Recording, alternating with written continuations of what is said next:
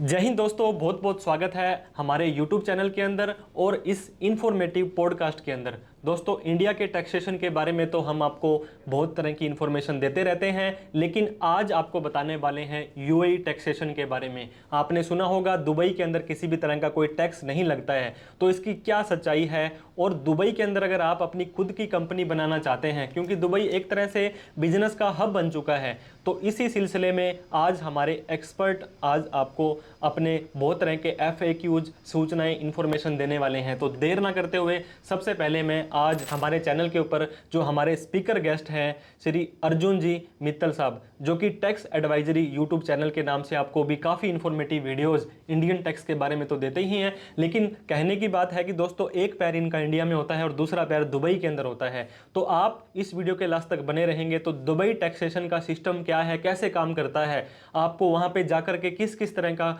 आप जो है अपनी अर्निंग कर सकते हैं, किस किस तरह के ऐसे काम जो इंडिया के अंदर आपको अलाउ नहीं है वहाँ पे जाकर के कर सकते हैं। तो अर्जुन जी, सबसे पहले तो आपका बहुत बहुत स्वागत है हमारे इस पॉडकास्ट में और हमें समय देने के लिए। Thank you so much Sumit भाई for inviting me on your YouTube channel. मैं आपके कंटेंट का बहुत बड़ा फैन हूँ, specifically related to the personal finance. और आज हम जो बात करेंगे यूएई टैक्सेशन के बारे में, यूएई बिजनेस सेटअप के बारे में। साथ में हम यहाँ पे बात करेंगे कि एज ए बिगिनर आप यूएई में कैसे अपना करियर, अपना बिजनेस स्टार्ट कर सकते हो, as a forex trader, as a crypto trader, as a real estate investor, और बहुत सारे बिजनेस के डोमेन हम कवर करेंगे। तो वीडियो के बिल्कुल लास्ट तक बने रहना आप लोग, और नए हैं तो चैनल को अभी के अभी सब्सक्राइब कर देना। Featured CA Sumit Sharma ji. जी हाँ दोस्तों, सीए सुमित शर्मा को ही नहीं, आपको टैक्स एडवाइजरी अर्जुन जी को भी सब्सक्राइब करते जाना है, क्योंकि काफ़ी सारी आपको इन्फॉर्मेशन यहाँ पर भी मिलती रहेगी। तो अर्जुन भाई, मेरा सबसे पहला सवाल आपके लिए यह है कि दुबई ही क्यों?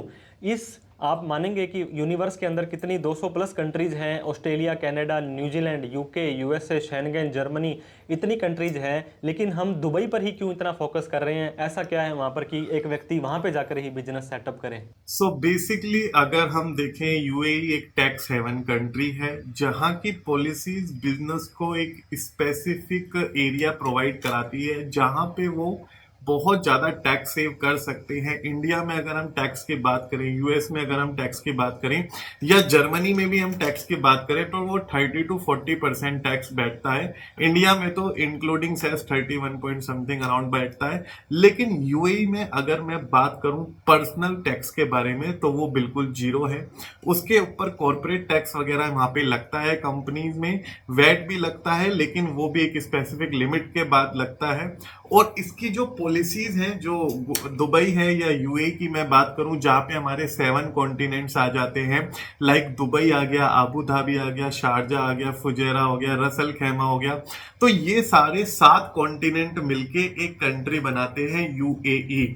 और यूएई के जितने भी रूल्स एंड रेगुलेशंस हैं सुमित भाई, वो सारे के सारे कॉन्टिनेंट्स में लागू होते हैं। अब आबू धाबी और दुबई उन कंपैरेटिवली तो अदर कॉन्टिनेंट्स को ज्यादा ही डेवलप्ड है।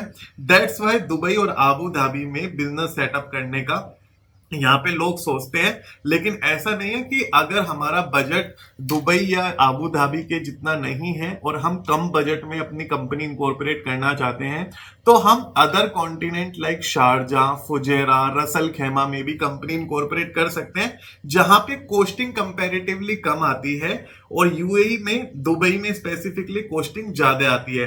तो यहाँ पे हर तरीके की आपके लिए फैसिलिटी अवेलेबल है। और जो आपका क्वेश्चन था कि वाई यूएई, तो UAE is a global destination hub, जहां पे आपको ऑल ओवर वर्ल्ड की कंट्रीज के रिप्रेजेंटेटिव हेड ऑफिसेज वगैरह मिल जाएंगे।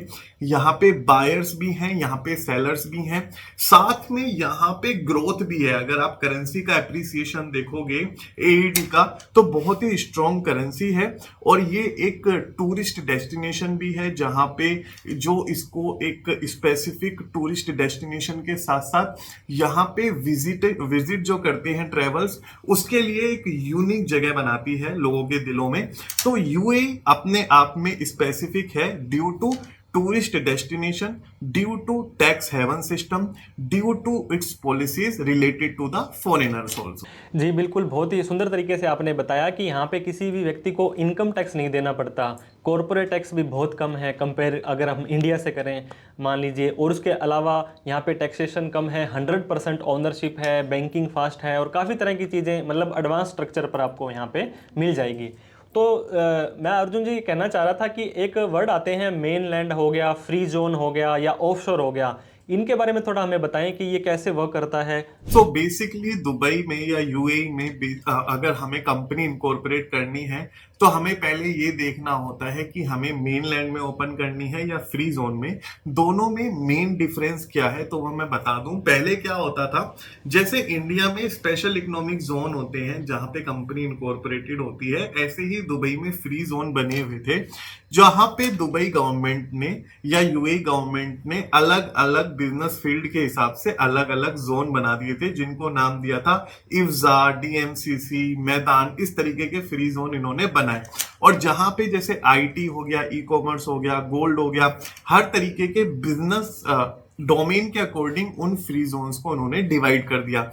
लेकिन धीरे धीरे सिटी का एक्सपेंशन हुआ तो वो सारे हब जो हैं, वो जितने भी जोन्स हैं वो सारे सिटी के अंदर ही आ गए। तो अभी स्पेसिफिकली अगर हम देखें, मेन लैंड में कंपनी वो लोग इनकॉर्पोरेट करते हैं जिसको बेसिकली यूएई में रह के बिजनेस या सर्विसेज प्रोवाइड करानी है वहां के लोकल लोगों को, टूरिस्ट को या सभी को। और जो मेन लैंड में ना कंपनी इनकॉर्पोरेट करके फ्री जोन में जाना चाहता है, वो बेसिकली ऐसे लोग होते हैं जिनके या तो एक्सपोर्ट ऑफ सर्विस होती है, दूसरी कंट्री में काम करते हैं, या एक्सपोर्ट ऑफ प्रोडक्ट्स होते हैं, या जिनका मेन यूएई में कितना ज्यादा बिजनेस नहीं है, उनका यूएई में रह के बाहर बिजनेस है, वो लोग फ्री जोन को प्रीफर करते हैं। इसके अंदर एक मेजर चेंजेस या मेजर अनाउंसमेंट मैं आपको बताना चाहता हूं। पहले क्या होता था कि मेन लैंड में कंपनी इनकॉर्पोरेट करने के लिए हमें यूएई के लोकल रेजिडेंट की जरूरत पड़ती थी एज ए कंपनी में डायरेक्टर। लेकिन अभी फिलहाल के लिए चाहे मेन लैंड हो चाहे फ्री जोन हो, आपको लोकल रेजिडेंट की जरूरत ही नहीं है कंपनी इनकॉर्पोरेट करने के लिए। आप अगर किसी भी कंट्री के हैं और आपके पास एक वैलिड पासपोर्ट है तो आप अपनी कंपनी कहीं भी, चाहे मेनलैंड या चाहे फ्री जोन, कहीं भी इनकॉर्पोरेट इजीली कर सकते हैं। बहुत ही सुंदर तरीके से बताया आपने। अब हम सीधा ही मेन पार्ट पर आने की कोशिश करेंगे कि एक व्यक्ति यूएई के अंदर, दुबई के अंदर अपनी कंपनी बनाना चाहता है, तो अगर मान लीजिए वो आज बनाना चाहता है तो कितने टाइम में उसका जो इनकॉर्पोरेशन होता है वो हो जाएगा, और जो खर्चे, चार्जेस, क्योंकि देखिए पैसा, फीस, ये चीज़ें भी तो मैटर करती हैं, तो कितनी फीस उसे देनी पड़ेगी और कितने टाइम में वो दुबई के अंदर अपनी कंपनी बना सकता है। जैसे इंडिया में पब्लिक लिमिटेड, प्राइवेट लिमिटेड होती है, तो उस तरह के किस तरह का कंसेप्ट होता है वो थोड़ा सा हमें बताएं। सो बेसिकली यूएई में आप एलएलसी, वन पर्सन कंपनी, इस तरीके की कॉर्पोरेशंस वगैरह इनकॉर्पोरेट कर सकते हो। सिमिलर है प्राइवेट लिमिटेड कंपनी की तरह। मिनिमम एक सिंगल पर्सन भी कंपनी इनकॉर्पोरेट कर सकता है, मिनिमम 2 पर्सन भी एलएलसी इनकॉर्पोरेट कर सकते हैं, और 2 से ज्यादा भी मिलके कंपनी इनकॉर्पोरेट कॉर्पोरेशन में अपनी कंपनी इनकॉर्पोरेट कर सकते हैं। अब सबसे बड़ी बात आती है कि हमें, अगर हम कोस्टिंग की बात करें तो हमें फ्री जोन में अपनी कंपनी इनकॉर्पोरेट करनी है या मेन लैंड में करनी है। अगर हमें फ्री जोन में करनी है तो सबसे पहले हमें देखना होगा कि आपके बिजनेस का डोमेन क्या है। अगर लेट सपोज आपका डोमेन आईटी है या सिमिलर कुछ है तो आपके लिए इफ्जा फ्री जोन काफी ज्यादा सूटेबल रहेगा। इसके अलावा हमारे पास डीएमसीसी और हमारे पास मैदान और बहुत सारे फ्री जोन ऑलरेडी अवेलेबल है। तो यहां पे अगर मैं कोस्टिंग की बात करूं approximately single person company incorporation की, तो वो 22 to 25,000 एईडी के बीच में कंपनी आपकी इनकॉर्पोरेट हो जाती है, जिसके अंदर हमें एक तो मिलता है बिजनेस करने का लाइसेंस, साथ में हमें यहां पे मिलता है रेजिडेंसी वीजा 2 सालों का, और अगर आप कंपनी में डायरेक्टर हैं तो आपको 3 साल का भी यहां पे रेजिडेंसी वीजा मिल जाता है। उसके साथ में मिलती है एक आपको एमिरेट्स आईडी, जो एमिरेट्स आईडी के आपको बार बार टूरिस्ट वीजा लेने की जरूरत नहीं है। आप एमिरेट्स आईडी अगर आपकी वैलिड है तो आप इजीली इन एंड आउट हो सकते हैं, एग्जिट भी ले सकते हैं और एंट्री भी ले सकते हैं। साथ में हमें मिल जाता है एक वर्चुअल स्पेस जहां पे हम अपने बिजनेस को एज ए एड्रेस शो कर सकते हैं। वो केवल एड्रेस आपका कम्युनिकेशन पर्पस से यूज होता है, और वहां पे हमें जो एड्रेस दिखाना होता है वो मस्ट होता है। रीजन बीइंग हमें बैंक बैंक अकाउंट्स भी खोलने हैं, कंपनी भी इनकॉर्पोरेट करनी है और बहुत सारी रिक्वायरमेंट कंप्लीट करनी होती है। साथ में कुछ बैंक से भी कोरियर आते हैं और एमिरेट्स आईडी वगैरह भी कोरियर के थ्रू आती है, तो एक एड्रेस वहां पे मस्ट होता है। तो उसके लिए अगर मैं बात करूं सुमित भाई इफेक्टिव जो कॉस्ट इफेक्टिव की, तो वर्चुअल स्पेस बेटर होते हैं, जहां पे आप 22 टू 25,000 एईडी में अपनी सिंगल पर्सन की कंपनी इनकॉर्पोरेट कर सकते हैं अप्रोक्सीमेटली। और यहां पे आपका एईडी टू रुपीस का कन्वर्जन रेट 24 टू 25 रुपीस है एक एईडी। तो कहने का मतलब 25,000 एईडी लगेंगे, और इंडिया में अगर आप बता रहे हो 24-25 है तो 5 लाख के अप्रोक्सीमेटली हम खर्चा मान के चलते हैं। और 5 लाख में आपको वहाँ का एक तरह से आधार कार्ड, उनकी आईडी मिल जाएगी, और आप अपने हिसाब से जब भी आओ ऑन अराइवल एक तो आपका हो चुका है। बिल्कुल। और दूसरा आपने सर एक थोड़ा सा डाउट यहाँ पे छोड़ा कि जैसे वहाँ पे ऑफिस या उसके लिए एड्रेस दिखाना है, लेकिन मैं तो अभी इंडिया में बैठा हूँ, तो मुझे वहाँ पे कैसे मतलब सर्च करूँ मैं, मेरा ऑफिस मुझे इस जगह पर लेना है और मुझे उस एड्रेस को कैसे मतलब मैं प्रूफ करूँ, या रेंट एग्रीमेंट लिखवाना है, क्या करना है? ओके सो बेसिकली ये भी डाउट मैं आपका दूर कर देता हूँ। आपको देखो एक बार तो यूएई जाना ही पड़ेगा कंपनी इनकॉर्पोरेशन के लिए। इनफैक्ट कंपनी इनकॉर्पोरेट तो आपकी यहीं पे बैठे बैठे हो जाएगी। अगर मैं बात करूं टेक्निकल टर्म्स की, लाइक कंपनी का नेम अप्रूवल जाएगा सबसे पहले, उसके बाद एमओए शेयर होल्डर एग्रीमेंट्स वगैरह बनेगा, उसके बाद हमें एक बार यूएई जाना ही होता है, क्योंकि हमारे एमिरेट्स आईडी के लिए बायोमेट्रिक्स होते हैं, हमारा मेडिकल होता है, हमारा फोटोज वगैरह खींचते हैं। और उसके बाद जब हमारा ये रिक्वायरमेंट कंप्लीट हो जाती है तो हमारी ना ऑनलाइन एक इजारी बन जाती है। इजारी को बेसिकली रेंट एग्रीमेंट को ही इजारी बोलते हैं अमीराती लैंग्वेज में। तो वो इजारी आपकी ऑनलाइन भी बन जाती है, साइन हो जाती है। अब ये वर्चुअल स्पेस दिलवाने में आपकी हेल्प हम लोग ही करते हैं, जहां पे आपको कॉस्ट इफेक्टिव वर्चुअल स्पेस आपके नाम से इजारी आपको प्रोवाइड करा दी जाती है, और आप उस इजारी को यूज कर सकते हैं अपनी कंपनी इनकॉर्पोरेशन में, अपने बैंक अकाउंट ओपनिंग प्रोसीजर में, और अपनी एमिरेट्स आईडी वगैरह के कोरियर एड्रेस में डालने के लिए। सो वो इजारी आपको ऑनलाइन अवेलेबल करा दी जाती है, लेकिन फिर भी जाना मस्ट होता है। कुछ रिक्वायरमेंट्स होती हैं, आपको 2 या 3 वीक्स के लिए वहां पे जाना जरूर होता ही है। मिनिमम 2 वीक्स में वहां पे काम वहां पे हो जाता है कंपनी इनकॉर्पोरेशन का। फिर एवरी 6 मंथ हमें वहां पे एंट्री अपनी दिखानी जरूरी है। 6 मंथ अगर गैप हो गया 6 मंथ से ज्यादा का, तो कुछ 700 या 800 एईडी का पेनल्टी हमारे ऊपर लगता है। तो मेक श्योर अगर आप कंपनी इनकॉर्पोरेट कर रहे हो तो साथ में कंप्लाइंस भी आप उस कंट्री के प्रॉपर करते हुए चले। तो सर मतलब आपने इनडायरेक्टली हमें बता दिया कि हमें और कहीं जाने की ज़रूरत नहीं है। अर्जुन जी हमें हर एक समस्या का समाधान कंपनी बनाने से लेकर के और उसको कंप्लाइंस के तौर पर भी कर देंगे, और 6 महीने में एक बार हमें वहाँ पे जाना पड़ेगा। तो बहुत अच्छे से बताया सर आपने। तो सब्सक्राइबर्स व्यूअर्स, अगर आपका कोई भी किसी तरह का कोई क्वेश्चन फिर भी रह जाता है तो आप प्लीज़ कमेंट कर देंगे, तो अर्जुन जी स्पेशली एक एक कमेंट को आपको देख करके रिप्लाई देंगे। तो सर अगला क्वेश्चन था कि डॉक्यूमेंट क्या लगेंगे। मेरे पास में पासपोर्ट तो आपने बता दिया, उसके बिना तो हम किसी अदर कंट्री में जा ही नहीं सकते हैं। अगर मैं इंडिया में बिजनेसमैन हूँ, अगर मैं इंडिया में जॉब करता हूँ, अगर मैं इंडिया में बेरोजगार हूँ, या अलग अलग पर्सन के लिए अलग अलग होती है कि क्या क्या डॉक्यूमेंट हमें रेडी रखने पड़ेंगे? सो बेसिकली अगर मैं कंपनी इनकॉर्पोरेशन की बात करूं तो उसमें तो मेरे को केवल आपका पासपोर्ट ही चाहिए कंपनी इनकॉर्पोरेट करने के लिए। लेकिन जब हम बात करते हैं बैंक अकाउंट ओपनिंग की, तो हमें प्रॉपर अपनी प्रोफाइल शो करनी होती है, क्योंकि हम एज ए बिजनेस पर्सन वहां पे रजिस्टर्ड हो रहे हैं, अपनी कंपनी को रजिस्टर्ड कर रहे हैं। तो हमारे पास इंडिया में या कहीं ना कहीं कुछ ना कुछ तो बिजनेस प्रोफाइल देखो होनी ही चाहिए। ठीक है, उसके लिए हम या तो अपनी जो हमारा इस्टेब्लिश बिजनेस है उसकी जीएसटी की रिटर्न्स वगैरह दिखा सकते हैं, हम अपनी आईटीआर्स वगैरह शो कर सकते हैं, या हम अपनी बैंक स्टेटमेंट्स वगैरह दे सकते हैं। और अगर हमारे पास इनवॉइसेस हैं हमारी फर्मों के, तो वो भी रिप्रेजेंट कर सकते हैं हम अपने, और प्रेजेंट करने के बाद हम अपने अकाउंट ओपनिंग का प्रोसीजर वहां पे कंप्लीट कर सकते हैं। अकाउंट ओपनिंग का प्रोसीजर जो स्मूथ तो है, लेकिन थोड़ी सी प्रोफाइल की वेरिफिकेशन वहां पे होती ही होती है।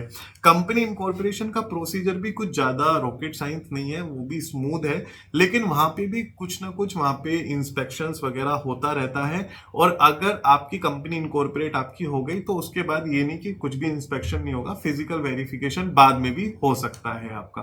तो बहुत अच्छे तरीके से सर आपने बताया।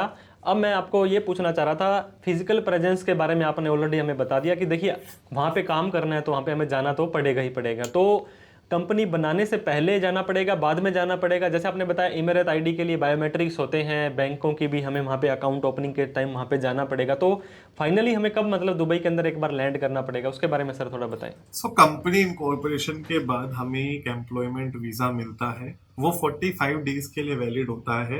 उस दौरान हमें कंपनी इनकॉर्पोरेशन के विद इन 7 डेज वहाँ पे विजिट करना होता है, क्योंकि हमारे शेड्यूल हो जाते हैं वहाँ पे। एमिरेट्स आईडी के लिए बायोमेट्रिक का शेड्यूल अपॉइंटमेंट हमें लेना पड़ता है, मेडिकल का अपॉइंटमेंट स्मार्ट सलीम हमें वहाँ पे लेना पड़ता है, साथ में कुछ फोटोज वगैरह भी वहाँ पे खींचते हैं, तो उसके लिए भी हमें वहाँ पे अपने डॉक्यूमेंट सबमिशन के लिए जाना होता है। तो कंपनी इनकॉर्पोरेशन के विद इन 1 वीक हमें विजिट करना ही होता है, और उसके लिए भी हमें टूरिस्ट वीजा लेने की जरूरत नहीं है, एम्प्लॉयमेंट वीजा वहां से जारी हो जाता है, उस वीजा पे आप वहां पे विजिट कर सकते हैं। ठीक है सर। और जैसे मान लीजिए क्योंकि हम आउट ऑफ इंडिया जा रहे हैं, दुबई यूएई जा रहे हैं, तो इंपोर्ट और एक्सपोर्ट का बिजनेस ही हमारा मेन वहाँ पे रहने वाला है। तो फ्री जोन के अंदर, मेनलैंड के अंदर कहाँ कहाँ से हम क्या क्या मतलब इंपोर्ट कर सकते हैं, एक्सपोर्ट मतलब किस तरह का बिजनेस, सर्विसेज का, गुड्स का, वो हमें थोड़ा सा बताएं सर। सो बेसिकली अगर मैं बात करूं एक प्रैक्टिकल, अगर मैं आपको बताऊं कि वहां पे किस तरीके के गुड्स की कंजम्पशन ज्यादा है, अगर आप यूएई में अपने गुड्स को एक्सपोर्ट करने का सोच रहे हैं,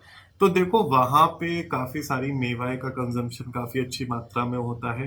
साथ में वहाँ पे फ्रूट्स वेजिटेबल्स का वहाँ पे कंजम्पशन अच्छा होता है। अगर मैं बात करूँ इंडस्ट्रीज वाइज की, तो जैसे डिस्पोजेबल इंडस्ट्री है, उनका बहुत अच्छा बिजनेस वहाँ पे फल फूल रहा है। साथ में चावल वगैरह इंडिया से बड़ी मात्रा में यूएई में एक्सपोर्ट किए जा रहे हैं। फूड इंडस्ट्री से रिलेटेड जितने भी रॉ मटेरियल है वहाँ पे अच्छी खासी मात्रा में इंपोर्ट किया जाता है, स्पेसिफिकली यूएई में, क्योंकि यूएई में एग्रीकल्चर नहीं है खुद का, उनका सारा का सारा जो भी है वो सब इंपोर्ट ही किया जाता है अलग अलग कंट्रीज से। सो अगर आपके पास एक अच्छी क्वालिटी का प्रोडक्ट है रिलेटेड टू द फूड, चाहे वो रॉ मटेरियल है, चाहे वो रेडी प्रिपेयर्ड फूड है, तो आप उसको एक्सपोर्ट करने का प्लान कर सकते हैं यूएई में। साथ में अदर इंडस्ट्रीज भी हैं जो काफी ज्यादा वहां पे चल रही हैं, तो इसके लिए आप या तो एक बार इंडस्ट्रियल विजिट पे जा सकते हैं, या आप खुद का अपना एक प्रोडक्ट ढूंढ के लाइए और हमारे साथ एक बार कंसल्टेशन कॉल भी आप बुक कर सकते हैं कि इस तरीके का प्रोडक्ट वहां पे चल जाएगा या नहीं चल जाएगा। जी, गुड्स के बारे में बताया, और सर्विस तो आपको पता ही है, इंडिया की आईटी की सर्विस तो जग जाहिर है कि हमारा आईटी कितना एक्सपर्ट है। सर जब भी दुबई की बात आती है या यूएई की बात आती है तो गोल्ड की बात ज़रूर आती है। वहाँ पे सोना बहुत सस्ता है। अगर मान लीजिए मैं वहाँ पे चला गया और मैं इंडिया से, वहाँ से मतलब इंडिया में सोना लाना चाहता हूँ, गोल्ड, तो उसके क्या रूल्स हैं? नॉर्मली तो आपको कस्टम वाले पकड़ लेते हैं और उस पर फाइन भी लेते हैं, जब्त भी कर लेते हैं, तो उसका क्या रूल रहेगा? कंपनी के माध्यम से मैं कुछ गोल्ड के बारे में क्या कर सकता हूँ सर? सो बेसिकली अगर आप वहां से गोल्ड भी लाना चाहते हैं, वहां से एक्सपोर्ट करना चाहते हैं यूएई से गोल्ड, तो वहां पे देखो ये फील्ड क्या है, रेगुलेटेड फील्ड है। अब रेगुलेटेड फील्ड का मतलब ये है कि वहां के भी आपको लॉस फॉलो करने हैं, और साथ में जिस कंट्री में आप ला रहे हैं वहां के भी लॉस फॉलो करने हैं। लाइक आप इंडिया में गोल्ड लेके आ रहे हैं, तो बेसिकली आपको इंडिया में भी कस्टम ड्यूटीज वगैरह पे करनी पड़ती है। तो यहाँ पे आप गोल्ड भी इंपोर्ट एक्सपोर्ट कर सकते हैं, उसमें कोई दिक्कत नहीं है, लेकिन लाइसेंस एंड कंप्लायंसेस का आपको ध्यान रखना होगा। और यहाँ पे एक जोन बना हुआ है डीएमसीसी, वहां से आप वहां पे अपना गोल्ड का एक्सपोर्ट कर सकते हैं यूएई में रह के किसी भी कंट्री में। और सर मैं आपसे पूछना चाह रहा था, इंडिया के अंदर क्रिप्टो करेंसी के इन्वेस्टर को ऐसे देखा जाता है, न जाने ये क्या इतना बड़ा क्राइम कर रहा है, और टैक्स उससे लिया जाता है 30%, उस पर लॉस का कोई बेनिफिट नहीं दिया जाता है। फॉरेक्स ट्रेडिंग है, काफ़ी सारी ऐप्स हैं जो इंडिया में बैन है, इलीगल हैं, फिर भी लोग ट्रेड करते हैं।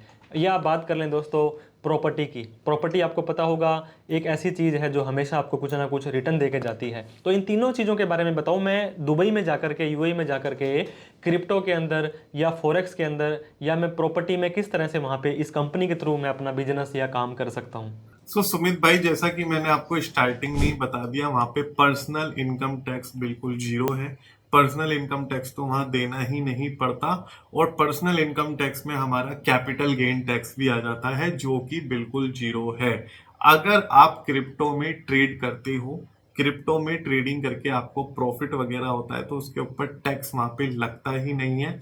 आप वहां पे easily as a crypto trader अपनी ट्रेडिंग कंटिन्यू कर सकते हो। भले ही आप फॉरेक्स ट्रेडर हो, चाहे प्रॉप फंड के थ्रू ट्रेडिंग कर रहे हो, चाहे किसी ब्रोकर के थ्रू फंडिंग कर रहे हो, तो भी आपको टैक्स वगैरह वहां पे कुछ लगने वाला नहीं है। और साथ में अगर मैं बात करूं रियल एस्टेट की, तो आजकल तो यूएई में रियल एस्टेट में बहुत ही बूम आया हुआ है। रियल एस्टेट में इनके 1% पेमेंट प्लान चल रहे हैं। जैसे हम लोग भी इन्वेस्ट कराते हैं अपने क्लाइंट्स का रियल एस्टेट में, 2 BHK flat 1 BHK studio apartments, इस तरीके के फ्लैट्स वहां पे वाइड रेंज में अवेलेबल हैं। जितने एक मतलब 600 स्क्वायर फीट से 1200-1800 स्क्वायर फीट, 3000 स्क्वायर फीट तक के फ्लैट वहां पे इजीली अवेलेबल हैं। सी साइड के फ्लैट वहां पे इजीली अवेलेबल हैं। और आप एक सर्टेन 40% या 50% of the total amount of flat पे करके बचा हुआ अमाउंट 1% मंथली पेमेंट प्लान के अकॉर्डिंग पे कर सकते हैं और अपना खुद की प्रॉपर्टी वहां पे बिल्ड कर सकते हैं। सो जैसा कि मैंने आपको बताया कि क्रिप्टो और फॉरेक्स ट्रेडर्स के लिए वहां पे इस तरीके के रेगुलेशंस नहीं है। देखो इंडिया में चीजें डिफरेंट हो गई हैं कहीं ना कहीं क्रिप्टो ट्रेडर्स के लिए, क्योंकि उनको लॉस भी एडजस्ट करने का अलाउड नहीं है और उन्हें फ्लैट 30% टैक्स देना है और एक्सपेंडिचर भी उन्हें अलाउड नहीं है for the purpose of tax computation. लेकिन वहां पे तो इस तरीके का टैक्स लगता ही नहीं है, तो आपके लिए तो वो एक तरीके से टैक्स हेवन कंट्री ही कहलाएगा। तो अगर आप एक बड़े फॉरेक्स ट्रेडर हो या बड़े क्रिप्टो ट्रेडर्स हो तो आप प्लान कर सकते हो वहां से ट्रेडिंग कंटिन्यू करने का। उसका प्रोसीजर बिल्कुल सिंपल रहेगा। वहां पे जाके आपको एक रेजिडेंसी वीजा या एमिरेट्स आईडी एक्वायर करनी पड़ेगी, बैंक अकाउंट वगैरह सेटअप करने पड़ेंगे और देन आप अपने अकाउंट वगैरह जो भी ओपन करोगे एज ए ब्रोकर, किसी भी ब्रोकर में या किसी भी क्रिप्टो ब्रोकर में, वो अपने एमिरेट्स आईडी लगा के अपने अकाउंट्स ओपन करोगे, then you will be eligible to conduct the trading. बहुत ही गजब की इन्फॉर्मेशन दी है सर आपने। मान लीजिए इंडिया के अंदर मैं 10 लाख रुपए क्रिप्टो में कमाता हूं, तो मुझे 30% तो सीधे टैक्स देना है, फिर उसके ऊपर 4% सरचार्ज देना है, फिर मुझे एडवांस में टैक्स नहीं भरा तो उसका ब्याज 234A, B, C का। अगर मैंने 10 लाख में से 5 लाख का टैक्स ही दे दिया, और यहाँ पे तो आप 5 लाख में तो मैं कंपनी बना के दे रहे हो अप्रोक्सीमेटली सर, मैं मोटा मोटी मैंने एग्जैक्ट अलग अलग एरिया के हिसाब से हो सकता है, तो उसके बाद में पूरे साल आप अपनी प्रॉपर्टी का, जैसे आपने बताया, आप 40% पेमेंट दे करके आप या तो रेंटल इनकम कमा लो उसकी, या आपकी कॉस्ट एप्रिसिएशन तो होने ही होने वाली है। तो बहुत ही अच्छी बात बताई है सर। मान लीजिए कंपनी तो हमारी बन गई, तो उसके बाद में, क्योंकि कंपनी बनाना एक तरह से इंडिया में बोल देते हैं कि हाथी को पालना है और हाथी को खाना भी खिलाना पड़ता है, तो इसको एनुअल कंप्लाइंस के नाम पे मतलब क्या रिटर्न्स भरनी, क्या इसकी ऑडिट्स करनी, क्या ITR भरनी है, वो थोड़ा सा हमें सर बताएं, ताकि आगे के बारे में भी, कंपनी बना तो ली है, जल्दबाजी में कोई बना लेता है, लेकिन उसको बाद में भी तो अवेयर और एक्टिव रहना चाहिए कि भी उसके बाद में क्या कुछ रहता है, खर्चा मान लो उसके मेंटेनेंस का, कंप्लायंस का, उन चीज़ों के बारे में बताएं sir. So basically company incorporation के साथ साथ हमें कंप्लायंस का भी वहां पे ध्यान रखना है, क्योंकि वहां पे पेनल्टी वहां पे भी ह्यूज है काफी अगर आपने वहां के कंप्लायंस फॉलो नहीं करे। तो बेसिकली सबसे पहले हमारा कंप्लायंस आता है कि अगर हमारा टर्नओवर एक साल में 3,75,000 AED से ज्यादा है, अगर हमारा रेवेन्यू, तो हमें वहां पे वैट और कॉर्पोरेट टैक्स की एप्लीकेबिलिटी लग जाती है। ठीक है। अब यहां पे अगर हम 1,87,500 से ज्यादा का रिवेन्यू जनरेट कर रहे हैं तो वैट का रजिस्ट्रेशन वहां वॉलेंट्री बेसिस पे आ जाता है, नहीं तो आपको वैट रजिस्ट्रेशन लेने का वहां पे जरूरत ही नहीं है। अब कॉर्पोरेट टैक्स फाइलिंग और वैट फाइलिंग वहां पे क्वार्टरली और एनुअली होता है, तो वो फाइल करना जरूरी होता है और टाइमली टैक्स पेमेंट भी वहां पे जरूरी होता है। अब बात करते हैं कंप्लायंसेस की, वो भी कंपनी के। ये तो पार्ट था रिटर्न फाइलिंग का।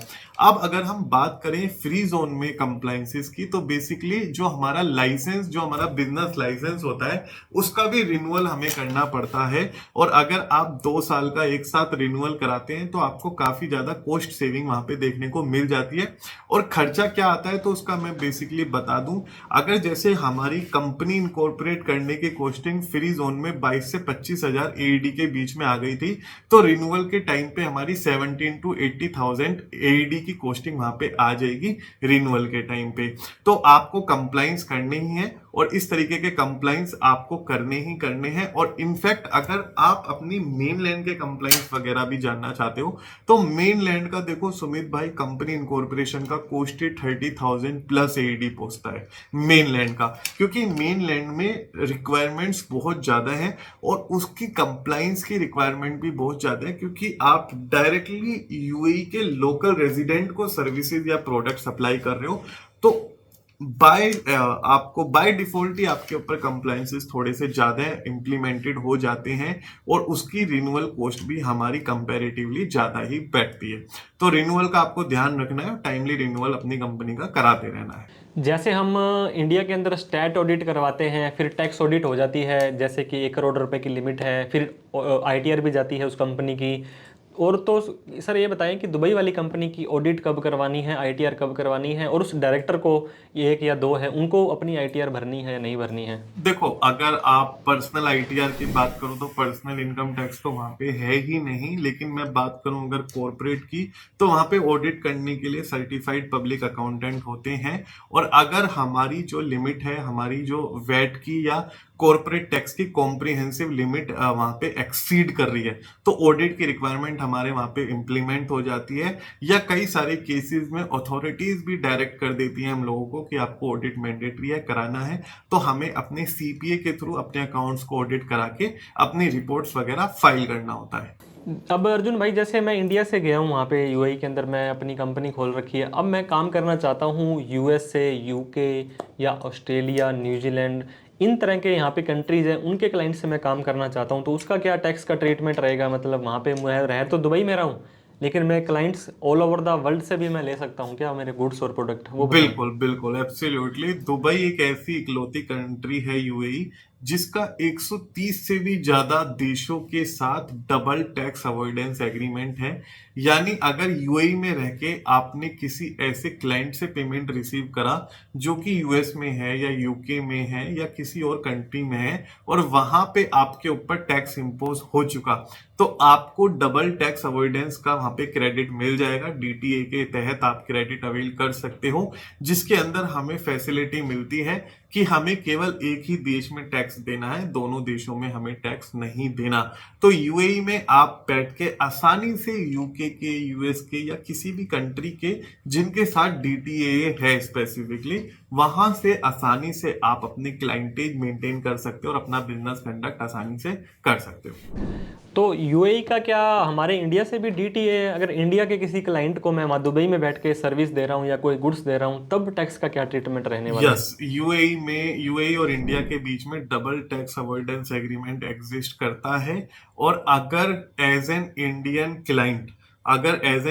क्लाइंट मेरा पेमेंट वहां पे मैंने टैक्स दिया अपना, एज ए इंडियन रेजिडेंट मैंने यूएई में टैक्स दे दिया, तो इंडिया में मुझे टैक्स देने की जरूरत नहीं है। मैं अपना डीटीए के तहत अपना क्रेडिट अवेल कर सकता हूं और मुझे इंडिया में उसका पूरा का पूरा क्रेडिट मिल जाएगा, तो मुझे टैक्स देना नहीं पड़ेगा यहाँ पे। बहुत बढ़िया सर, आपने जैसे इनकम टैक्स का तो बता दिया नहीं देना है। अब हम वैट की बात कर लें, जो हमारे इंडिया के अंदर जीएसटी है, गुड्स एंड सर्विस टैक्स, वहाँ पे वैट है, वैल्यू एडेड टैक्स, वो भी अभी कुछ टाइम पहले ही लगा है। पहले तो वैट भी नहीं होता था और वो भी सिर्फ 5% आई थिंक बिल्कुल सभी गुड्स और प्रोडक्ट पर। जैसे हमारे 8, 18, 5, 12, 18, 28 तक था, वो अभी भी कम हो गया इंडिया में। तो वैट का रजिस्ट्रेशन सर आपने बताया 3,75,000 दिराम एईडी क्रॉस होने के बाद ही लेना पड़ेगा। और वो भी अगर इंडियन रुपीज में कन्वर्ट करें तो 70-80 मतलब 90 लाख रुपए तक पहुंच जाता है। जैसे इंडिया के अंदर 93 लाख रुपए। हाँ, 93 लाख रुपीज तक आपको वैट का रजिस्ट्रेशन ही नहीं करवाना है। इंडिया के अंदर 20 लाख से ज्यादा की सर्विस या 40 लाख से ज्यादा की सेल पर आपको जीएसटी नंबर लेना मैंडेटरी हो जाता है। तो वैट के बारे में भी आपने हमें बता दिया। अब हमें ये बताओ कि हमें सारा का सारा लेन देन वहाँ पे बैंक से ही करना होता है कि जैसे इंडिया में कच्चा पक्का चलता है, जैसे कि मान लीजिए भाई कोई आइटम लाख रुपए की है तो उसको बोला सस्ती लेनी है तो भैया तू कैश में दे दे, तो वहाँ पे क्या रहता है कि बैंक अकाउंट मुझे ओपन करना ही करना पड़ेगा? करने के लिए कैसे केवाईसी करनी पड़ेगी, या कैश के अंदर अगर हम लेन देन करना चाहें तो कितना कर सकते हैं? देखो, कैश की वहां पे कोई लिमिट नहीं है, आप अनलिमिटेड कैश की डीलिंग कर सकते हो। वहां पे मिलियन एईडी ले जाके लोग गाड़ी खरीद के ले आते हैं, तो ऐसी कुछ रेस्ट्रिक्शंस वहां कैश को लेके नहीं है। और अगर मैं बात करता हूँ बैंक अकाउंट ओपनिंग की, तो बैंक अकाउंट जो ओपन आप करते हो वो बाय लॉ की रिक्वायरमेंट नहीं करते हो, वो अपनी सुविधा के लिए करते हो। लाइक अगर आपने कंपनी इनकॉर्पोरेट करी है और आपको फॉरेन क्लाइंट से पेमेंट रिसीव करना है, तो उसके लिए तो आप मीडियम अकाउंट ही यूज करोगे ना, कैश तो यूज कर नहीं सकते। दैट्स वाई हम अपना अकाउंट वहां पे ओपन करते हैं। अकाउंट ओपन करने का प्रोसीजर वहां पे इतना ज्यादा लेंदी नहीं है। Like I told you earlier कि हमें अपना पासपोर्ट देना है, एमिरेट्स आईडी देनी है, एड्रेस प्रूफ में हम अपनी इजारी वगैरह लगा सकते हैं, और साथ में हमें देनी होगी अपनी बैंक स्टेटमेंट्स वगैरह। India as an India point of view बात करूं तो इंडिया में जो हमारे बैंक अकाउंट है उसकी स्टेटमेंट्स वगैरह हमें वहां पे प्रोवाइड करानी होगी, और आप स्मूथ तरीके से वहां पे अपना अकाउंट ओपन कर सकते हो। बैंकिंग फैसिलिटीज भी वहां पे काफी ज्यादा स्मूथ है। कई सारे बैंक है जो लीडिंग बैंक है वर्ल्ड के, और वहां पे आप अपना अकाउंट वगैरह ओपन कर सकते हो। मिनिमम एईडी की लिमिट होती है। लाइक सेविंग अकाउंट में 3000 एईडी आपको मेंटेन करके चलना है, करंट अकाउंट में 5000 एईडी आपको मेंटेन करके चलना है। अदरवाइज कुछ पेनल्टीज वगैरह वहां पे लगती ही हैं, तो वो चीजें आपको ध्यान रखनी होती है बैंक अकाउंट ओपन करते हुए। जैसे इंडिया में तो बहुत सारे सेविंग बैंक अकाउंट अब केंद्रा ने, पीएनबी ने, एसबीआई ने जीरो बैलेंस पे कर दिए हैं, लेकिन वहाँ पे आपको 3000 वहाँ की जो करेंसी है एईडी, मतलब 25 आप बात करें 75,000। 70-75 हज़ार रुपये आपको रखने पड़ेंगे ना, और करंट में और भी ज़्यादा हो जाएंगे। बिल्कुल। चलो, आपने शुरू में बात की थी सर कि रेजिडेंसी वीज़ा, मान लीजिए मैंने तो कंपनी बना ली मेरे नाम से, हाँ। अब मेरी फैमिली है, मेरे हस्बैंड है, मेरे वाइफ है, मेरे फादर मदर बच्चे हैं, तो क्या मैं उनको लेके उसी वीज़े से लेके जा सकता हूँ, या मुझे कितने टाइम का वीज़ा मिलने वाला है, ये थोड़ा सा सर बताएं हमें। हाँ, आप अपनी फैमिली को स्पॉन्सर कर सकते हैं वहां पे।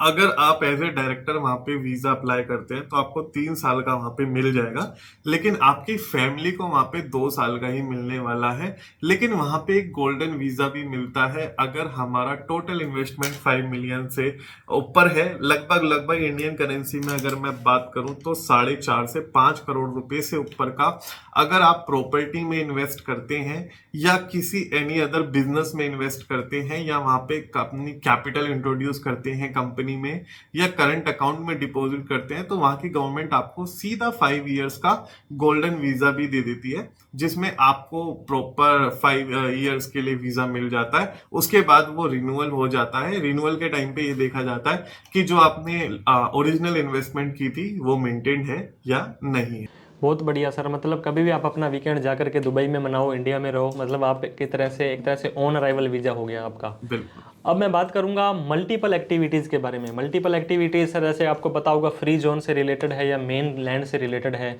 उसके बारे में थोड़ा सा प्रकाश और डालिए।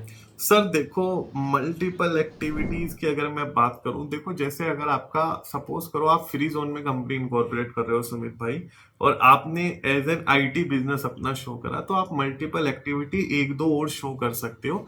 लेकिन लाइक उस पर भी क्वेश्चनिंग ये हो सकती है कि भाई आपको काम क्या क्या करना है, exactly what is your business. तो मैं तो यही सजेस्ट करूंगा कि इनिशियल लेवल पे आपको 1 या 2 एक्टिविटी के साथ अपनी कंपनी इनकॉर्पोरेट करनी चाहिए। हाँ, अगर मैं बात करूं मेनलैंड की, तो वहां पे हमारे पास मल्टीपल एक्टिविटीज को ऐड करने का वहां पे ऑप्शन अवेलेबल होता है, और मैं इजीली वहां पे मल्टीपल एक्टिविटी ऐड कर सकता हूं। लाइक अगर मैं मेनलैंड में आईटी की कंपनी इनकॉर्पोरेट कर रहा हूं और मुझे ई कॉमर्स का भी बिजनेस वहां पे साथ में करना है, तो मैं कर सकता हूं। मुझे एक स्पेसिफिक डिक्लेरेशन वहां पे प्रोवाइड करानी पड़ेगी, और फिर मुझे ड्यूल कंपनी इनकॉर्पोरेशन नहीं करना पड़ेगा। अंडर वन कंपनी मैं दोनों एक्टिविटीज अपनी कंडक्ट इजीली कर सकता हूँ। अब सर मान लीजिए मैं इंडिया के अंदर इन्वेस्टमेंट करना चाहता हूँ, जैसे कि होल्डिंग कंपनी, आपने देखा होगा, सुना होगा, सब्सिडरी कंपनी, इनका क्या रोल रहता है यहाँ पे, कि मैं होल्डिंग कंपनी के माध्यम से इंडिया में इन्वेस्ट करना चाहूँ तो कर सकता हूँ या नहीं? सो बेसिकली अब यहाँ पे आप जो बात कर रहे हो वो बात कर रहे हो इन्वेस्टमेंट की, जो कि एंजल इन्वेस्टमेंट होता है, या वहाँ पे हमारा वीसी फंड होता है जो कि स्टार्टअप्स या कंपनीज वगैरह में आके इन्वेस्ट हो जाता है। तो वहाँ पे की जो कंपनीज हैं वो वहाँ पे स्टेक एक्वायर कर लेती हैं इंडियन या अदर कंट्रीज के कंपनीज की। तो एज ए होल्डिंग कंपनी आप अपनी स्टेक को सिक्योर कर सकते हो, बाय कर सकते हो स्टेक को। आपको आरबीआई की गाइडलाइन का ध्यान रखना होगा और साथ में जो टैक्स लॉज हैं उनको भी फॉलो करना होगा। जैसे सपोज करो इंडिया में किसी स्टार्टअप में इन्वेस्ट किया जा रहा है और यहाँ पे इन्वेस्टर के ऊपर हमारा एंजल टैक्स लगता है, तो उसके रूल्स एंड रेगुलेशंस फॉलो हो जाए और वो एंजल टैक्स टाइमली पे हो जाए, इसका हमें ध्यान रखना है। और as long as we are paying taxes on the time, so हमें कोई दिक्कत नहीं है। हमें बस फेमा, इनकम टैक्स और आरबीआई के रूल्स एंड रेगुलेशंस और गाइडलाइंस को ध्यान में रखना है। एज ए होल्डिंग कंपनी आप इजीली इन्वेस्ट कर सकते हो। बहुत बढ़िया सर। इसके बाद मैं पूछना चाह रहा था, क्योंकि ऑनलाइन ज़माना है सर, किसी भी चीज़ को आपने ख़रीदना है तो आप क्लिक करते हैं, जैसे कि अमेजोन, फ्लिपकार्ट, ब्लिंकिट या खाने पीने की जोमेटो, स्विगी है। तो अगर मान लीजिए इस तरह का कोई ई कॉमर्स का बिजनेस करना है मुझे, तो वहाँ पे जाकर के तो उसी कंपनी के माध्यम से हो जाएगा या कोई अलग से फॉर्मेलिटीज़ वहाँ पे रहती है? सो देखो, बेसिकली अगर आपको ई कॉमर्स का बिजनेस करना है तो मैं आपको एक ई कॉमर्स का प्लेटफॉर्म भी बताता हूँ, टेमू, TEMU ऐप है। तो वहाँ पे बहुत पॉपुलर ऐप है टेमू ऐप। वहाँ पे मतलब तुम ये देख लो कि उसकी जो सर्विसेज हैं, उसके जो प्रोडक्ट्स हैं काफ़ी ज़्यादा पॉपुलर हैं और वो भी एक ई कॉमर्स प्लेटफॉर्म है। और अगर आपको भी अपने ई कॉमर्स प्लेटफॉर्म पे सेल करना है या खुद की ई कॉमर्स कंपनी इनकॉर्पोरेट करनी है, तो यूएई गवर्नमेंट ने एक नया फ्री जोन अनाउंस करा है, मैदान, जो कि एक कॉमर्स सिटी के नाम से भी जाना जाता है। वहां पे आप अपनी ई कॉमर्स की कंपनी खोल सकते हो। साथ में जो इफ्जा फ्री जोन है, वहां पे भी ई कॉमर्स कंपनी इनकॉर्पोरेट करके बिजनेस करने की फैसिलिटी आपको अवेलेबल है। तो अर्जुन भाई, बहुत ही अच्छे तरीके से आपने काफ़ी सारी चीज़, रूल्स को, रेगुलेशंस को बारीकी से बताया। अब हमें कुछ ऐसी चीज़ और बता दो, अगर मान लीजिए कोई इन्वेस्टर है वहाँ पे कंपनी बनाना चाहता है, तो किन किन चीज़ों का, क्योंकि ये जो इंडिया का लॉ नहीं है वहाँ पे तो बहुत स्ट्रिक्ट रूल्स चलते हैं। अगर आपने थोड़ी सी गलती करी तो फायर आउट हो जाओगे आप। तो ऐसी कौन कौन सी गलतियां हैं जो मुझे एज ए इन्वेस्टर या मुझे वहाँ पे बिजनेस करना है तो उनका ध्यान रखना है, उन गलतियों को नहीं करना है, ताकि इन फ्यूचर में मुझे दिक्कत ना आए? देखो, बेसिकली वहां पे जो सबसे पहले ध्यान रखना है, अगर वहां पे जाके आप शिफ्ट हो रहे हो तो वहां के रूल्स एंड रेगुलेशंस आप फॉलो करो, ठीक है। उनकी जितने भी उनके कल्चरल्स नॉर्म्स वगैरह हैं, उनके जितने भी नियम बने हुए हैं, उनको आप स्ट्रिक्टली फॉलो करो। ये बहुत ज़्यादा जरूरी हो जाता है।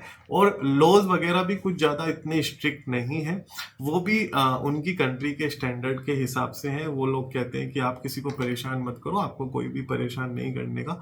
तो सबसे पहले तो यही याद रखना है आपको कि वहां पे जो लॉज वगैरह होते हैं उनको आप प्रॉपर रेस्पेक्ट करो और उनके अकॉर्डिंग आप चलो।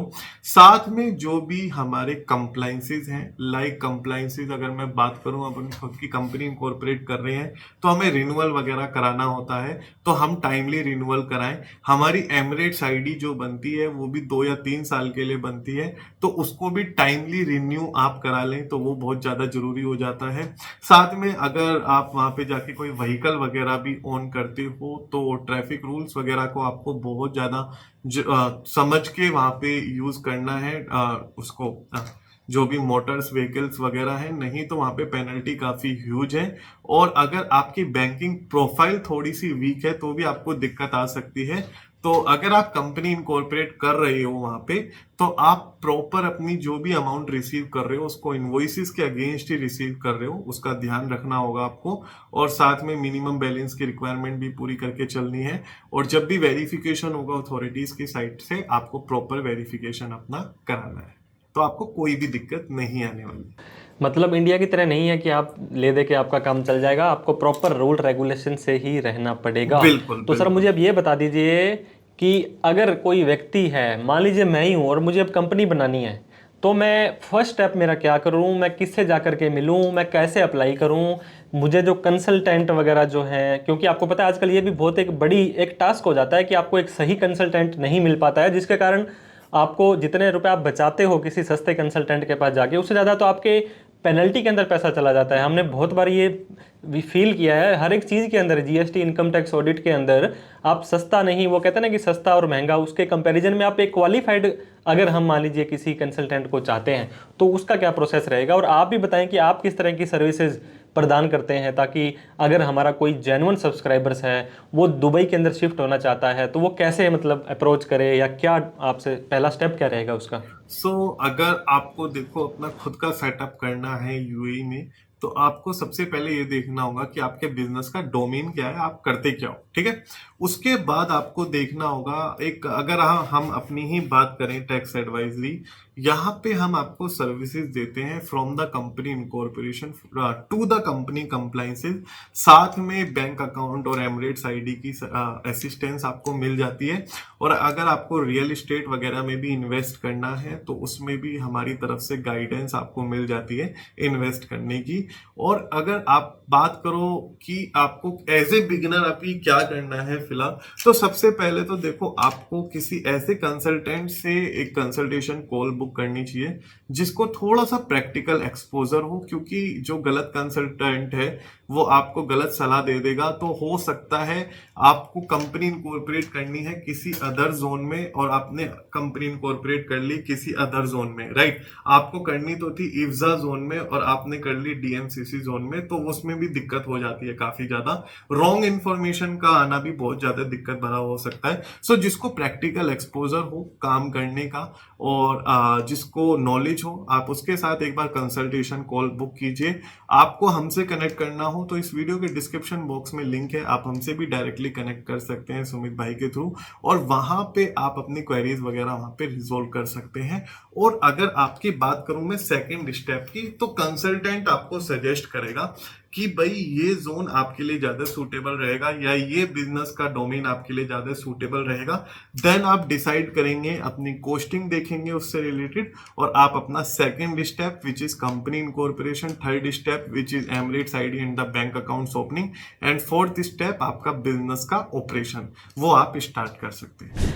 बहुत ही बढ़िया अर्जुन भाई, आपने कितनी आसान भाषा के अंदर कितनी सारे जो टिपिकल रूल थे उनको आसानी से मतलब ब्रेक डाउन करके बताया कि कौन कैसे कंपनी बना सकता है। मतलब दुबई यूएई के अंदर कंपनी बनाना बड़ा ही इजी है, बड़ा ही अफोर्डेबल है, यूजर फ्रेंडली है, 100% आपकी ओनरशिप रहने वाली है। आप एक एनआरआई बन जाएंगे इंडिया के अंदर, आप एक्सपोर्ट कर सकते हैं, इंपोर्ट कर सकते हैं। आप यहाँ पे जाकर के क्या कर सकते हैं, क्रिप्टो, आप जो चीज़ें इंडिया के अंदर बैन है, मान लीजिए फॉरेक्स ट्रेडिंग है, आप प्रॉपर्टी के अंदर अच्छी वहाँ पे रिटर्न प्राप्त कर सकते हैं। लेकिन आपको ध्यान क्या देना है, इंडिया की तरह रूल रेगुलेशन नहीं है, बहुत स्ट्रिक्टनेस है, हर एक चीज़ को फॉलो करेंगे। तो वहाँ के लोग भी तो कर ही रहे हैं, तो हम भी जा करके कर सकते हैं।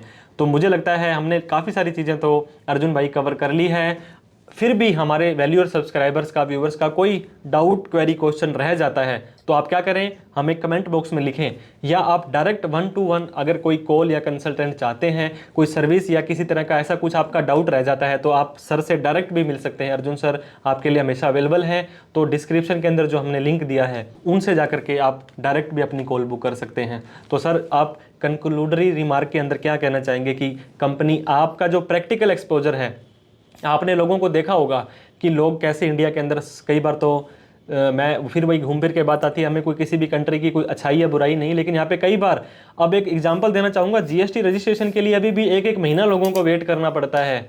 उन्हें ईज ऑफ डूइंग बिजनेस के नाम पे कई बार थोड़ा सा मतलब अपने आप को सोचने पर मजबूर हो जाता है। तो आप क्या कहना चाहेंगे कि क्या ये स्टेप उठाना चाहिए या नहीं उठाना चाहिए लोगों को? देखो, अगर आपकी अर्निंग ठीक ठाक है, आपके अर्निंग बिजनेस में पोटेंशियल है, तो आपको स्टेप जरूर उठाना चाहिए, रिस्क जरूर लेना चाहिए इस चीज का। रीजन मीन कि वहां पे एक्चुअली क्या है कि अगर आप टैक्स वगैरह नहीं दे रहे हैं तो आपको एक प्रॉपर लाइफ स्टाइल मिल रहा है, उस लाइफ स्टाइल को आप इंजॉय कर सकते हैं। और साथ में आपकी growth as comparison to your home country वहां पे कुछ ज्यादा ही होती है, अगर आपका बिजनेस वहां के रूट्स के हिसाब से सूटेबल है तो। हाँ, अगर आपके बिजनेस में वॉलेटिलिटी है, रिवेन्यू आज है कल नहीं है, कल है तो परसों नहीं है, इस तरीके की वॉलेटिलिटी है, तो पहले बिजनेस में स्टेबिलिटी को आने का वेट कीजिए, देन आप अपनी वहां पे कंपनी सेटअप करने का सोचिए। साथ में अगर इंपोर्ट और एक्सपोर्ट करने का सोच रहे हैं तो वो भी एक ऑप्शन, अच्छा ऑप्शन है, उसमें भी आप फ्री जोन में जाके आसानी से इंपोर्ट एक्सपोर्ट की एक्टिविटीज कंडक्ट कर सकते हैं। सबसे पहले डिपेंड करता है कि आपका बिजनेस क्या है और क्या वो सूटेबल है वहां पे सेटअप के लिए या नहीं। तो बहुत ही अच्छे तरीके से सर आपने एक एक चीज़ को बताया। मैं आपका सबसे पहले तो थैंक यू फिर से बोलना चाहूँगा कि आपने अपने बिजी शेड्यूल के अंदर से टाइम निकाल करके हमारे वैल्यूअर सब्सक्राइबर्स के लिए, व्यूअर्स के लिए ये कितना इन्फॉर्मेटिव कंटेंट हमें प्रदान किया। तो मैं आपका सबसे पहले धन्यवाद देना चाहूँगा सर। और हमारे सब्सक्राइबर्स और व्यूअर्स भी प्लीज़ आपको हमारी जो मेहनत थी ये अच्छी लगी हो तो कमेंट करके हमें अप्रिसिएशन ज़रूर करें। सीए सुमित शर्मा चैनल को, टैक्स एडवाइजरी चैनल को आपको सब्सक्राइब करते जाना है, आपने अभी तक सब्सक्राइब नहीं किया है तो अर्जुन मित्तल सर आपका बहुत बहुत धन्यवाद, आपने समय निकाला। Thank you so much. Thank you so much जय सुमित हिंद, भाई जय for Bharat. Inviting me. Thank you so much.